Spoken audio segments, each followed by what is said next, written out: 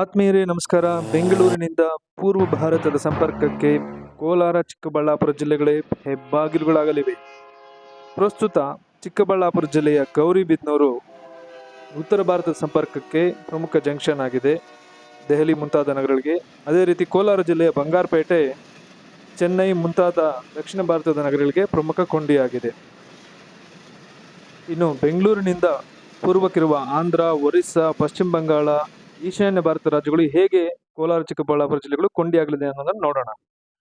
Friends, ನಿಮ್ಗೇನಾದರೂ ಈ video ಇಷ್ಟ ಆದಲ್ಲಿ ದಯವಿಟ್ಟು ಈ ವಿಡಿಯೋನ ಶೇರ್ ಮಾಡಿ, ನನ್ನ ಚಾನೆಲ್ಗೆ ಸಬ್ಸ್ಕ್ರೈಬ್ ಮಾಡ್ಕೊಳ್ಳಿ.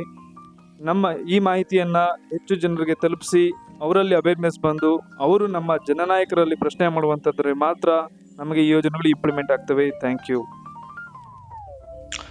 ಆತ್ಮೀಯರೇ, ಈಗ ನಾವು ಬೆಂಗಳೂರಿನಿಂದ ಪೂರ್ವ ಭಾಗಕ್ಕಿರುವಂಥ 3 ಪ್ರಮುಖ ನಗರಗಳ ಬಗ್ಗೆ, ನಗರಗಳಿಗೆ ಯಾವ ರೀತಿ ಸಂಪರ್ಕ ಸಿಗುತ್ತೆ ಪೂರ್ವ ಭಾರತಕ್ಕೆ ಇರೋ ನಗರಗಳು. ಒಂದು ಬೆಂಗಳೂರಿನಿಂದ ಕಡಪ, ಅಂದ್ರೆ ಬೆಂಗಳೂರಿನಿಂದ ಪೂರ್ವಕ್ಕೆ ದಕ್ಷಿಣ ಭಾರತದಲ್ಲೇ ಬರುವಂತ ಒಂದು ನಗರ. ಆಮೇಲೆ ಬೆಂಗಳೂರಿನಿಂದ ಕೋಲ್ಕತ್ತಾ ಹಾಗೂ ಬೆಂಗಳೂರಿನಿಂದ ಅಗರ್ತಲಾ, ಇದು ಈಶಾನ್ಯ ಭಾರತಕ್ಕೆ ಸೇರಿರುವಂಥದ್ದು. ಈಗ ಮೊದಲಿಗೆ ಬೆಂಗಳೂರಿನಿಂದ ಕಡಪ ನೋಡಿದ್ರೆ ಈ ರಸ್ತೆ ಮಾರ್ಗ ಈ ತರ ಇರ್ತದೆ. ಅದೇ ನೀವು ಇದನ್ನ ರೈಲ್ವೆ ಮೂಲಕ ಸಂಪರ್ಕ ಮಾಡಬೇಕು ಅಂದ್ರೆ ನೋಡಿ, ರಸ್ತೆ ಮಾರ್ಗ ಯಾವ ತರ ಚೇಂಜ್ ಆಗುತ್ತೋ ನೋಡಿ. ಇಲ್ಲಿ ಈ ತರ ಸ್ಟ್ರೈಟ್ ಲೈನ್ ಇರೋ ಬದಲು ರಸ್ತೆ ಹಿಂಗ್ ಹೋಗಿ ಗುತ್ತಿಗೆ ಅಲ್ಲಿಂದ ರಿಟರ್ನ್ ಬರ್ಬೇಕು. ಇಲ್ಲ ಈ ಕಡೆಯಿಂದ KGF, ಜೋಲಾರ್ಪೇಟೆ ಆ ಕಡೆ ಹೋಗಿ ತಿರುಪತಿಗೆ ಹೋಗಿ ಕಡಪಾಗ ಹೋಗ್ಬೇಕು, ಊರೆಲ್ಲ ಸುತ್ಕೊಂಡ್ ಬರ್ಬೇಕು.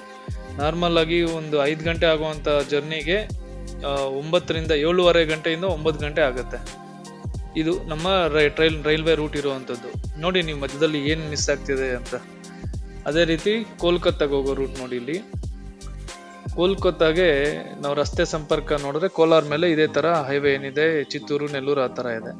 ಅದೇ ನೀವು ರೈಲ್ವೆ ಮಾರ್ಗ ನೋಡಿದ್ರೆ ಇಲ್ಲೆಲ್ಲ ಸ್ಟ್ರೈಟ್ ಲೈನ್ ಇದೆ. ಆದ್ರೆ ಇಲ್ಲಿ ಬೆಂಗಳೂರಿನಿಂದ ನೋಡಿದ್ರೆ ಒಂದೊಂದ್ ಕಡೆ ಒಂದ್ ಟ್ರೈನ್ ಅಂತೂ ಸೇಲಂಗೆ ಹೋಗಿ ಅಲ್ಲಿಂದ ಚೆನ್ನೈಗೆ ಹೋಗಿ ನೋಡಿ, ಇದು ಸೇಲಂಗೆ ಹೋಗಿ ಅಲ್ಲಿಂದ ಚೆನ್ನೈಗೆ ಹೋಗಿ ಹೋಗ್ತಾ ಇದೆ. ಇನ್ ಕೆಲವು ಇಲ್ಲಿ ಜೋಲಾರ್ಪೇಟೆಗೆ ಬಂದು ತಿರುಪತಿಗೆ ಹೋಗಿ ಹೋಗ್ತಾ ಇದ್ದಾವೆ. ಇದು ಕೋಲ್ಕತ್ತಾಗ ಇದು ವಾರಕ್ಕೆ 9 ಟ್ರೈನ್ ಈ ತರ ವಾರಕ್ಕೆ ಕೋಲ್ಕತ್ತಾಗ ಹೋಗುತ್ತೆ. ಕೇವಲ 1800 ಕಿಲೋಮೀಟರ್ ಡಿಸ್ಟೆನ್ಸ್ ನ ನಾವು ಕ್ರಮಿಸೋದಕ್ಕೆ 30ರಿಂದ 40 ಗಂಟೆ ತಗೊಳ್ತಾ ಇದ್ದಾವೆ.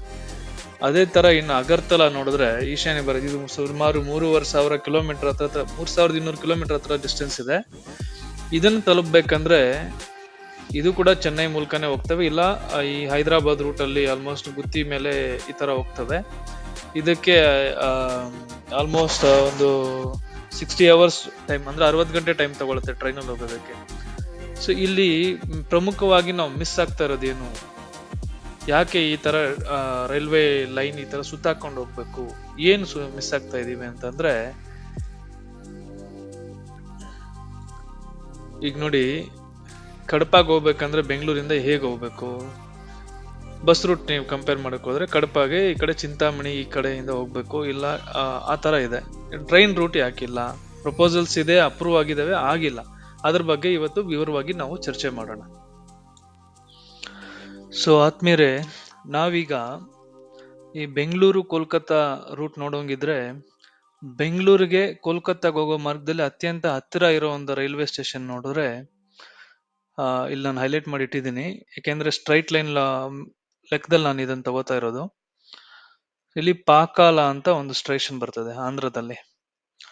ಈ ಪಾಕಾಲ ಸ್ಟೇಷನ್ಗೆ ಈಗಿರೋ ಕರೆಂಟ್ ರೈಲ್ವೆ ಲೈನ್ ಯಾವ ತರ ಇದೆ ಅಂದ್ರೆ ನೋಡಿ, ಇದು ಈ ತರ ಐದರ್ ಗುತ್ತಿ ಆ ಕಡೆಯಿಂದ ಬರಬೇಕು, ಇಲ್ಲ ಮತ್ತೆ KGF ಈ ಜೋಲಾರ್ಪೇಟೆ ಆ ಕಡೆಯಿಂದಾನೇ ಬರಬೇಕು. ಬಟ್ ಪಾಕಾಲಕ್ಕೆ ಬೆಂಗಳೂರಿಂದ ನೀವು ಸ್ಟ್ರೈಟ್ ಲೈನ್ ತಗೊಂಡ್ರೆ ನೋಡಿ, ಕೋಲಾರ ಚಿಕ್ಕಬಳ್ಳಾಪುರ ಜಿಲ್ಲೆಗಳ ಮೂಲಕನೇ ಹೋಗ್ಬೇಕು. ಈಗಲೂ ಹೋಗ್ತಾ ಇರೋದು ಕೋಲಾರ ಚಿಕ್ಕಬಳ್ಳಾಪುರ ಮೂಲಕನೇ. ಇಲ್ಲಿ ದೊಡ್ಡಬಳ್ಳಾಪುರ, ಗೌರಿಬಿದನೂರು ಹೋಗ್ತಿದೆ, ಇಲ್ಲಿ KGF ಹೋಗ್ತಿದೆ. ಆದ್ರೆ it is not straight line. So ಊರೆಲ್ಲ ಸುತ್ತಾಕೊಂಡ್ ಬರ್ಬೇಕು. ಅದ್ರ ಜೊತೆಗೆ ಈ ಟ್ರೈನ್ ರೂಟ್ ಅಲ್ಲಿ ಇನ್ನು ಹಲವಾರು ಟ್ರೈನ್ಗಳು ಹೋಗೋದ್ರಿಂದ ಟ್ರಾಫಿಕ್ ಸಮಸ್ಯೆ ಆಗತ್ತೆ, ಸಿಗ್ನಲಿಂಗ್ ಸಮಸ್ಯೆ. ಈ ಕಡೆ ಡೆಲ್ಲಿಗೆ ಹೋಗೋ ರೂಟ್ ಆಗಿರೋದ್ರಿಂದ ಈ ಕಡೆನೂ ಅದೇ ಸಮಸ್ಯೆ ಇದೆ. ಆದ್ರಿಂದ ನಮ್ಮಲ್ಲಿ ಒಂದು ಪ್ರಪೋಸಲ್ ಇತ್ತು. ಆ ಪ್ರಪೋಸಲ್ ಬಗ್ಗೆ ನಾನು ನಿಮ್ಗೀಗ ಡೀಟೇಲ್ ಆಗಿ ಹೇಳೋದಕ್ಕೆ ಇಷ್ಟಪಡ್ತೇನೆ. ನೋಡಿ, ಇದು ನಮ್ಮ ಸೌತ್ ವೆಸ್ಟರ್ನ್ ರೈಲ್ವೆ ಏನಿದೆ ಅವರು ಶ್ರೀನಿವಾಸಪುರದಿಂದ ವಾಯಲ್ಪಾಡ್ ಅನ್ನೋ ಒಂದು ಊರಿಗೆ ರೈಲ್ವೆ ಮಾರ್ಗನ ಸ್ಯಾಂಕ್ಷನ್ ಮಾಡಿಸ್ಕೊಂಡಿದ್ರು. ಸೊ ಇದು ಯಾವ ರೀತಿ ಹೋಗುತ್ತೆ? ಶ್ರೀನಿವಾಸಪುರ, ಸೋಮಯಾಜುಲಪಲ್ಲಿ, ಮದನಪಲ್ಲಿ, ಆಮೇಲೆ ವಾಯಲ್ಪಾಡ್. ಈ ರೂಟ್ ಮ್ಯಾಪ್ ನೋಡೋಂಗಿದ್ರೆ ಯಾವ ತರ ಬರುತ್ತಂದ್ರೆ, ಒಂದು ನಿಮಿಷ. ಸೊ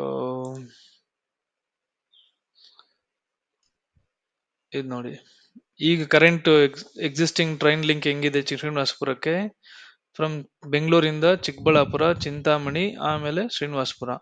ಅದನ್ನೇ ನೀವು ವಾಯಲ್ಪಾಡು ಈಗೇನಿದೆ ಈ ವಾಯಲ್ಪಾಡ್ ಲಿಂಕ್ ಮಾಡಿದ್ರೆ ಆಲ್ರೆಡಿ ವಾಯಲ್ಪಾಡ್ ಮೂಲಕವಾಗಿ ಇಲ್ಲಿ ಪಾಕಾಲಾಗೆ ಟ್ರೈನ್ ರೂಟ್ ಇದೆ. ಸೊ ಆ ಟ್ರೈನ್ ರೂಟ್ಗೆ ಇಲ್ಲಿಗೆ ಜಾಯಿನ್ ಆಗುತ್ತೆ. ಸೊ ಇದು ಹಿಂಗೆ ಕಂಟಿನ್ಯೂ ಆಗುತ್ತೆ. ಆವಾಗ ನಿಮ್ಗೆ ಈ ಕೋಲ್ಕತ್ತಾ ರೈಲ್ವೆ ಮಾರ್ಗ ಅಂದ್ರೆ ಪೂರ್ವ ಭಾರತಕ್ಕೆ ಹೋಗುವಂತ ರೈಲ್ವೆ ಮಾರ್ಗದ ಲೈನ್ ಈ ತರ ಕಾಣಿಸುತ್ತೆ.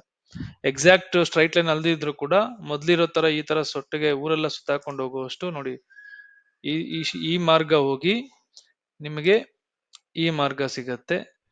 ಇದರಲ್ಲಿ ಇನ್ನೂ ಒಂದು ಏನಂದ್ರೆ ಇದು ನೀವು ಚಿಕ್ಕಬಳ್ಳಾಪುರ ಮೂಲಕ ಆದ್ರೂ ಹೋಗ್ಬೋದು, ಇಲ್ಲ ಬೆಂಗಳೂರಿಗೆ ಆಕ್ಚುಲಿ ಇನ್ನ ಒಂದು ಮಾರ್ಗ ಇದೆ. ಯಾವ್ದಂದ್ರೆ ವೈಟ್ ಫೀಲ್ಡ್ ಕೋಲಾರ್ ಮಾರ್ಗ ಏನಾದ್ರು ಕಂಪ್ಲೀಟ್ ಆದ್ರೆ, ಈ ವೈಟ್ ಫೀಲ್ಡ್ ಕೋಲಾರ್ ಮಾರ್ಗ ಒಂದ್ ನಿಮಿಷ ಓಪನ್ ಮಾಡ್ತೀನಿ.